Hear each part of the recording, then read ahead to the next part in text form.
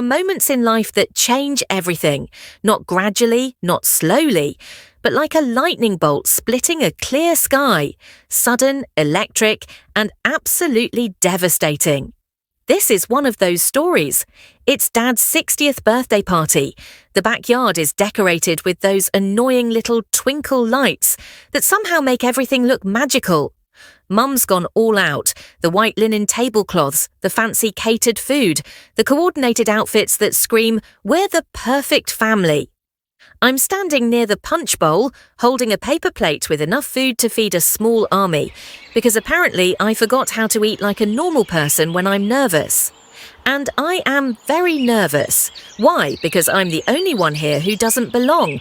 Not in the way you think. I belong here. This is my house, my dad, my family, but I don't feel like I belong. Not since Mum started making it clear, in that passive-aggressive way she has perfected over 53 years of marriage, that I'm the awkward reminder of a mistake she wishes she could take back. She's doing it right now, standing by the hors d'oeuvres table, surrounded by Dad's poker buddies and their wives, telling the same story she's told 1,000 times before. Oh, it was just one of those things. We were young, stupid, broke, definitely weren't ready for a baby, but accidents happen, right? Thank God we managed to get our lives together afterward. Every word lands like a slap. Right there in front of everyone. Right there while I'm standing 3 feet away, pretending to be fascinated by the olive kebabs. The olive kebabs. That's how far I've fallen in this family, reduced to being more interested in garnishes than the woman who gave birth to me discussing my existence like an unfortunate UTI. But that's not the worst part. Oh no, we've been dancing this dance for years. The real knife twist comes when one of Dad's friends, good-hearted Jerry from accounting, chuckles and says, "Well, you turned out all right, Sarah. Look at you, all grown up and successful." And Mum tilts her head, gives Jerry that practice smile that's been family dinner entertainment for as long as I can remember, and says the words that make my blood freeze. "Successful? Oh, honey, that's sweet of you to say, but let's be honest. Sarah's not even really part of this family. She's just here." The words hang in the air like a bad smell. Jerry's face goes through about 7 different expressions: confusion, embarrassment, dawning horror, as he realizes he's just witnessed a mother exile her daughter in front of 12 witnesses. But I'm not looking at Jerry anymore, I'm looking at my mother, and in her eyes I see something that stops my heart cold. She means it, not just the words, the entire feeling behind them. 28 years of build-up, and she finally found the perfect moment to serve me divorce papers from my own family. In that moment, something inside me just snapped. Not like breaking, it was more like all the pieces suddenly clicked into place like a lock finding its key. For 28 years, I've been trying to earn my place at this table. 28 years of good grades, of being the responsible one, the reliable one, the one who calls on birthdays and remembers anniversaries, and shows up with homemade cookies when someone has a bad day. 28 years of being told, directly or indirectly, that I'm lucky to be here at all. And in this moment, surrounded by my father's birthday party, I finally understand something that changes everything. I don't have to earn this anymore, because if I'm not family to them, then they're not family to me. And you know what's beautiful about that realization? It comes with absolute freedom. No more walking on eggshells. No more trying to be good enough for people who've already decided I'm not. No more accepting that love is something I have to beg for, like spare change on a street corner. The next words out of my mouth are going to change this entire dynamic forever. And let me tell you, they're going to love how they taste. But first, let me tell you about what brought us to this moment, because the story doesn't start at Dad's party. It starts years earlier, with a little girl who just wanted her mother to look at her the way other mothers looked at their daughters. If you've ever felt like you didn't quite fit in your own family, if you've ever been made to feel like you're standing outside looking in, then this story is for you. Hit that like button, because what you're about to hear is going to be more satisfying than anything Netflix could ever produce. Before we dive into the full story, if you've ever been told you're not good enough, not smart enough, not family enough, Smash that like button right now. This one's for everyone who's ever been made to feel like an outsider in their own life. And if you're ready to see how the best kind of revenge tastes, stick around. We're just getting started. Let me take you back to the beginning, because this story has roots deeper than a century-old oak tree, and the answers to why Mum said what she said that day, they're all buried there. I was born on a Tuesday in March 13th to be exact. Unlucky number, as it turns out, because according to my mother, I was definitely an accident, and according to my father, I was definitely unwanted. Not the kind of unwanted where they consider adoption or abortion, that ship had already sailed, but the kind of unwanted where you spend 9 months hoping the baby will somehow magically disappear, and when it doesn't, you spend the next 18 years treating it like a houseguest who's way past their welcome. The first few years are a blur of babysitters and daycare, of Mum's friends who would watch me with pitying expressions and whisper to each other about that poor little girl when they thought I wasn't listening. Because even at 4 and 5 years old, I knew the difference between love and tolerance. But the thing about being unwanted, you learn to overcompensate. You become impossible to ignore. So I excelled, not in a competitive way at first. It started innocently enough. I learned to read before kindergarten because I was desperate for something that would make Mum's face light up when she looked at me. Any positive emotion would do, really. Pride, satisfaction, anything other than that constant low-level disappointment that seemed to follow me around like a shadow. By 3rd grade, I was reading at a high school level. By 5th grade, I was helping kids with their homework. By middle school, I had the kind of perfect grades that teachers would call inspiring, and parents would use as examples for their own children. But here's the thing, none of it mattered to Mum. She never bragged about me to her friends, never saved my school papers in those memory boxes that normal mothers keep. Never had that moment where she looked at me and saw a reflection of herself, the way mothers are supposed to. Instead, she had my sister, Emma. Emma is 18 months younger than me, and from the moment she arrived, it was clear that the universe had finally decided to give my parents the daughter they actually wanted. Emma didn't have to earn love, she was born with it. The way she looks at you, like you're the most important person in the world, that didn't need to be taught. She inherited charm the way some people inherit blue eyes or red hair. And the thing about Emma, she wasn't trying to be better than me. She was just being herself, and herself was everything I was supposed to be, but apparently wasn't. Where I was awkward and brainy, Emma was naturally graceful. Where I worked hard for good grades, Emma sailed through school with minimal effort. Where I had to practice conversations and memorize social cues, Emma could walk into any room and have everyone falling in love with her within minutes. It would have been easy to hate Emma, but the cruel irony was that she was probably the only person in that house who actually loved me. When Mum would dismiss my achievements or ignore my attempts at conversation, Emma would quietly show up in my room with books she thought I'd like or movies she thought we could watch together. She was the sister I could have had if we'd been born to different parents in a different universe. But here's what you don't understand when you're 8 years old. Sometimes love isn't enough. Sometimes, even when someone loves you, they still make choices that hurt you. Sometimes love itself becomes a weapon. Because Emma loved me, but she also had a front row seat to how Mum treated me. And instead of calling it out or defending me, she learned to navigate around it. She learned that when Mum was disappointed in me, Emma could do no wrong. When Mum ignored my existence, Emma got double the attention. By the time I was in high school, the pattern was crystal clear.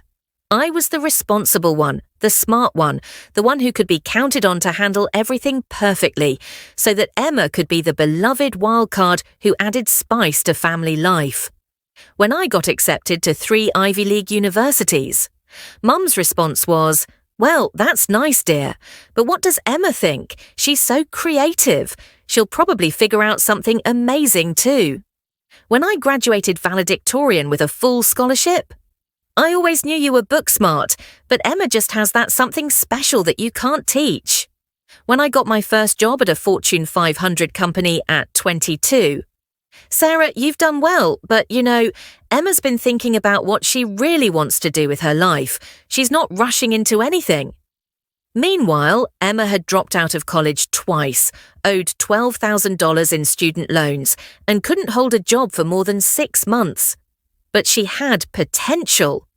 The worst part wasn't Mom's obvious favoritism. It was how she dressed it up as concern. Every comparison, every dismissal, every moment of emotional neglect came wrapped in the language of love. You're just so serious, Sarah. Learn to relax like Emma. You need to be more like your sister. She knows how to have fun. Stop trying so hard. It makes people uncomfortable. Emma's just naturally special. You shouldn't take it personally. But here's the thing about being told not to take it personally for 20 years. You start to believe it's true. You start to believe that you're the problem, that you're too much, too intense, too demanding of love that comes so easily to Emma. I spent my 20s convinced that if I just worked harder, achieved more, became more successful, more lovable, more enough, then Mom would finally see me, really see me, not as the accident that ruined her youth, but as the woman I'd worked so hard to become. And then came Dad's 60th birthday party. I should have seen it coming. Looking back, there were signs everywhere. The way Mom had been extra cold to me for weeks. The way Emma suddenly decided to take charge of party planning. The way they both seemed to be conspiring about something whenever I walked into a room. But I was still holding on to hope. Maybe this was the year they'd finally see me as a daughter instead of a responsibility. Maybe Dad's milestone birthday would remind everyone what really mattered. So I went all out. I coordinated with the caterers, helped set up decorations, designed custom invitations, and even coordinated a surprise video message from Dad's old army buddies. I spent 2 weeks making sure every detail was perfect, because that's what I do. I make sure everything is perfect. The night of the party, I watched from the kitchen window as relatives arrived. Aunt Patricia, whom I hadn't seen since Christmas. Cousin Michael and his family from 3 states away. My dad's college friends, some of whom I hadn't met since I was in middle school. And for the first few hours, everything seemed fine. People were complimenting the decorations. The food was delicious. Dad was having a great time. I even caught Mom giving me a couple of genuine smiles when I helped coordinate the surprise video. Then Jerry from accounting showed up. Jerry was one of Dad's best friends from work. We'd known him and his wife Linda for almost 10 years. They'd been at our house for dinner parties, holidays, family barbecues. They knew me, liked me, had watched me grow up from awkward teenager to successful professional. But apparently, Jerry also knew the family history. I can still remember the exact moment he made his fatal mistake.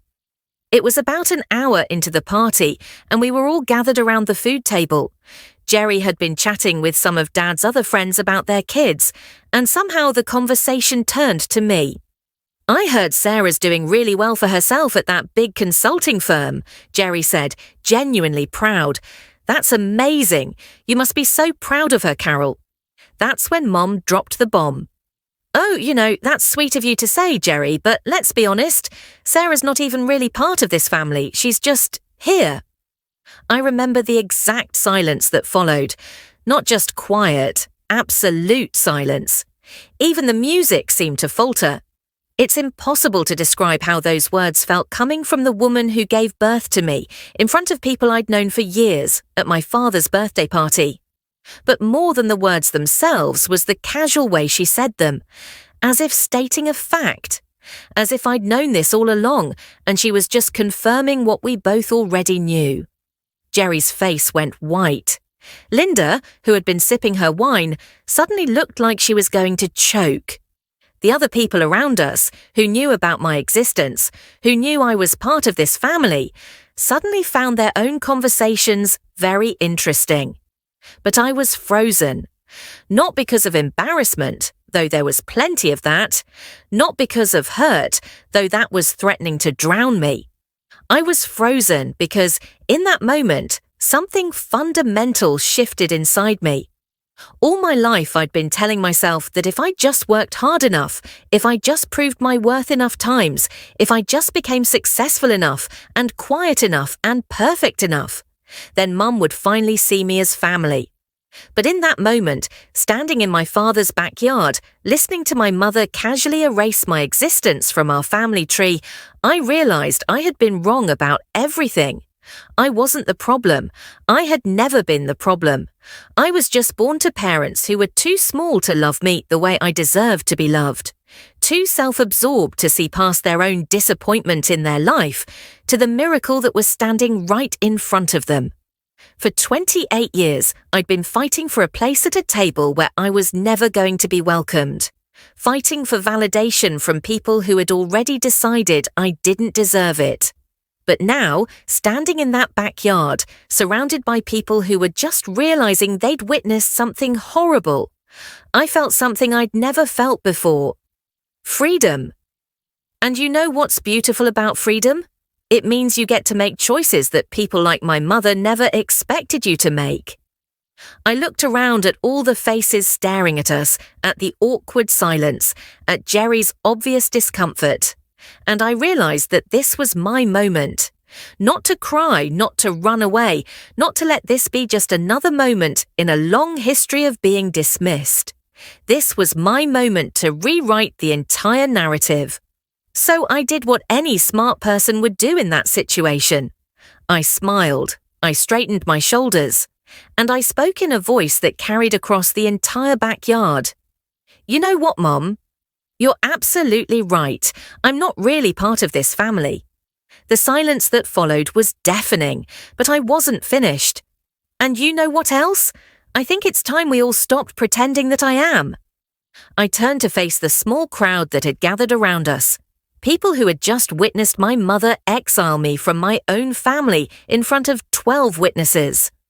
Let me make something clear to everyone here tonight. I am not accident. I am not mistake. I am not something that just happened to your family. My voice was steady, clear, and carried every word to the far corners of the yard. I am a 28-year-old woman who has spent her entire life trying to earn the love and respect that should have been given freely. I am a woman who got herself into 3 Ivy League schools, who built a career at a Fortune 500 company, who has supported this family financially and emotionally for the last decade. And I am done trying to prove I belong here, done accepting scraps of affection when I deserve the whole meal, done letting anyone make me feel like I'm lucky just to exist in their presence. I looked directly at my mother, and for the first time in my life, I saw fear in her eyes. You want to know what really isn't family? People who spend 28 years making you feel like you're not enough. People who celebrate your achievements like they're surprised. People who compare you unfavorably to your sister and call it concern. So, Mum, you're right. I'm not really part of this family, and neither are you anymore. The silence that followed was different this time. It wasn't awkward, it was electric. Everyone could feel something fundamental shifting in the family dynamics they'd all assumed were permanent. And since we're being honest tonight, let me tell you something that might interest you all. That successful career I built? The one you never seemed that impressed by? The job at the Fortune 500 company? The full scholarship to Harvard? The company I just started 6 months ago? I paused, letting everyone lean in. That's going to be a $99 million company by the time I'm 35. And you know what? None of you get to be part of that story, not anymore. I am through being the family disappointment. I am through being the responsible one who shows up and fixes everything and then gets told she's not really family anyway. I smiled. Not a nice smile, but the kind of smile that people use when they're about to disappear from your life forever. So consider this my official resignation from this family. I quit, effective immediately. The look on my mother's face was priceless. Shock, confusion, dawning horror as she realized she had just publicly lost the daughter she'd spent 28 years trying to disown. But Sarah, she stammered, I didn't mean, I was just... Actually, I interrupted. "You meant exactly what you said, and you said it in front of all these people, so let me be equally clear. From this moment forward, you don't get to claim me as your daughter when it's convenient, and dismiss me when it's not. You want to know what really isn't family. Family supports each other. Family celebrates each other's successes. Family doesn't make you feel lucky just to exist." I turned to face the crowd again. "And you all just witnessed something amazing. You witnessed a woman finally choosing herself over people who will never choose her back. You witnessed the moment I stopped accepting scraps when I deserved the whole table. So here's what I want everyone to remember. I'm not the family mistake. I'm not the daughter who doesn't belong. I'm the daughter who chose to leave a family that never chose her back." I looked at my father, who had been silent through all of this. "And Dad, I love you. But if you can sit here and let this happen without saying a word, then you're part of the problem too. I'm done being the responsible one. I'm done being the perfect daughter who gets ignored. And I'm definitely done trying to earn love from people who have already decided I don't deserve it." I picked up my purse, straightened my shoulders, and walked toward the gate. "Goodbye, family. Enjoy the rest of the party." 6 months later, I got a phone call from my cousin Ashley. You know, the one who was at Dad's party and watched the whole thing unfold. "Sarah," she said, and I could hear the excitement in her voice. "You need to know what's happening in this family right now. Turns out leaving was the best thing I could have done for myself and the worst thing that could have happened to them. You see, when I quit that family, I didn't just walk away. I took the family glue with me. And without me around to be the responsible one, the reliable one, the one who fixed everything and handled everything, everything started falling apart. First there was Emma. Remember how I said Emma was the wild card who added spice to family life? Without me there to be the reliable, responsible one, Emma's spice started feeling more like chaos. She was supposed to help with Dad's finances after I left, something I'd been quietly managing for years. Turns out she had no idea how to balance a checkbook, organise bills, or handle the simple paperwork that keeps a household running. Within 3 months, they had bounced checks, late fees, and a very angry credit card company calling every day. Then there was Mum and Dad's marriage. For 28 years, I'd been their emotional buffer, the one who listened to Mum's complaints about Dad, who helped Dad figure out what to get Mum for Christmas, who handled all the family logistics so they could just enjoy being married.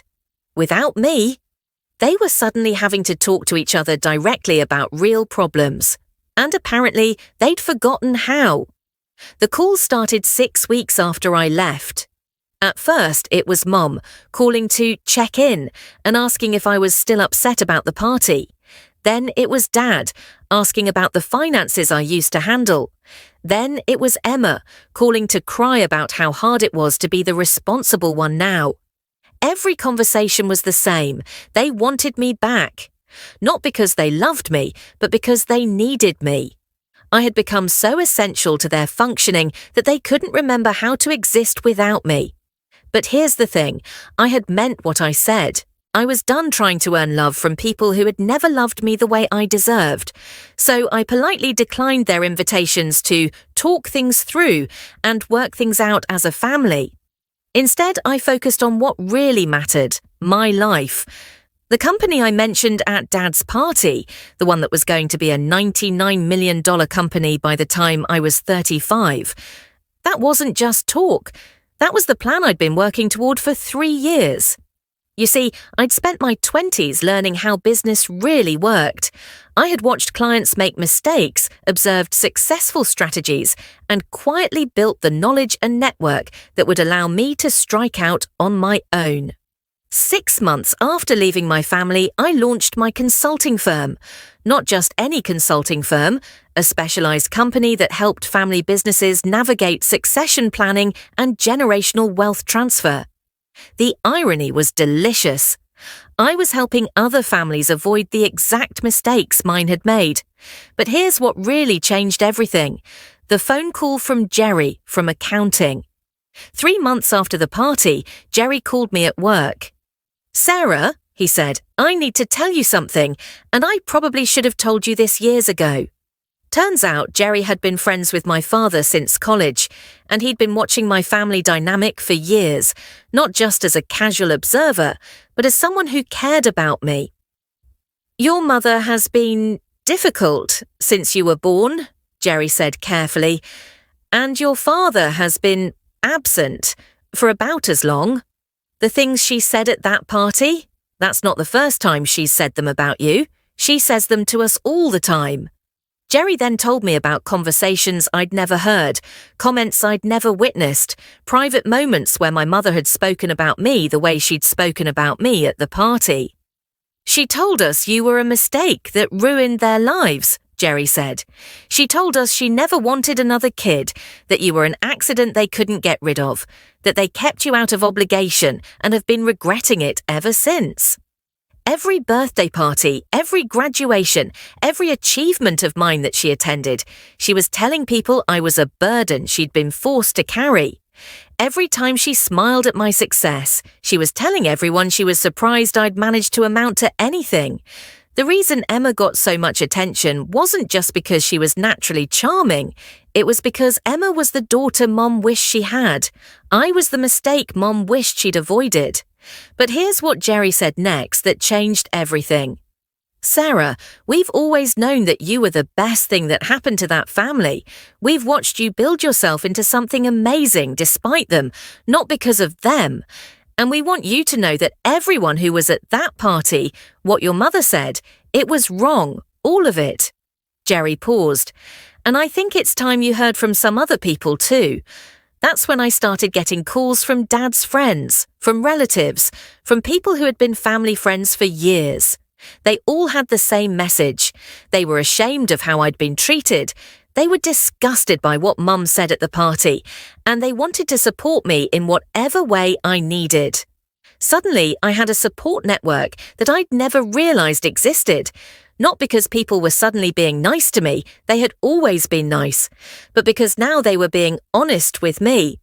But the real revenge wasn't the family falling apart, or the network of people who suddenly wanted to support me. The real revenge was watching my family realize exactly what they had lost. 6 months after I'd left, Mum called me crying. Not tears of regret or apology, crying because she realized she'd lost the one daughter who could actually take care of her. "Sarah," she sobbed, "your father is having heart problems. The doctor says he needs expensive medication and the insurance isn't covering it. And Emma can't help with anything.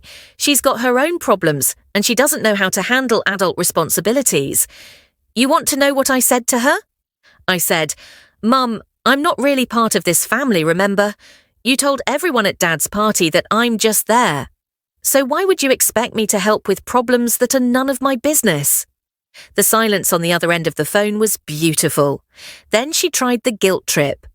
"But Sarah, I'm your mother. You're supposed to—" "I'm supposed to what?" I interrupted. "Earn your love? Prove I'm worthy of being part of this family? Spend my life trying to be good enough for people who have already decided I'm not?" I paused, letting her feel the weight of her own words coming back at her. "You told everyone at Dad's party that I'm not even really part of this family. You said I was just there, so I took you at your word. I'm not here anymore. This problem is for the family to solve." The call ended with her crying and me feeling something I hadn't felt in 28 years. The satisfaction of not being responsible for people who had never been responsible for me. But here's the thing about revenge that really works. It's not about hurting people. It's about removing yourself from situations that are actively damaging you. The best revenge is living well, and living well I was. By the end of the first year after I left, my consulting firm was booked solid. I had a waiting list of clients, a team of 12 employees, and a reputation as the go-to person for helping families navigate difficult transitions. More importantly, I had peace, real peace. The kind of peace that comes from knowing you're not fighting for love anymore. The kind of peace that comes from knowing you deserve better and you've finally started demanding it. And the family, they learned what it was like to function without me. Emma finally grew up, but not in the way that made her ready to handle responsibility. It made her resentful and bitter about having to grow up at all. Mum and Dad's marriage became a war zone because there was no one left to be their mediator. They had to confront all the problems they'd been avoiding for 28 years. But none of that was my responsibility anymore. The real revenge came 2 years later, when I was invited to speak at a national conference about family business succession planning. My presentation was titled, "When Family Becomes the Biggest Obstacle to Success." In the audience were hundreds of family business owners, consultants, lawyers, and accountants. The kind of people who move in the same circles as my father's work friends and my mother's social network. At the end of my presentation, I shared my story. Not as a victim, but as someone who had made a choice to walk away from dysfunction and build something better. The response was incredible. I had people approaching me afterwards saying they'd witnessed similar situations in their own families. Family business owners realized they could be creating the same dynamics I had escaped. But mostly I had people telling me I was brave, that they wished they'd had the courage to do what I did when they were younger. And here's the most beautiful part of the whole story. 3 weeks after that conference, I got a call from a family law attorney who had been in the audience. "Sarah," he said, "I've been watching your family situation from the outside for years. I want to represent you in a legal action, pro bono, to formally separate yourself from any financial obligations to your parents. They've been contacting other family members, trying to force them to pay for Dad's medical bills. I think it's time to make it legally clear that you are no longer part of that family unit. I accepted, not out of spite, but out of recognition, that it was time to make the emotional separation permanent." The legal process was surprisingly simple. Because my parents had treated me as an outsider for so long, treating me as a legal outsider wasn't much of a stretch. The real satisfaction came when the papers were served to them and they realized that I was serious.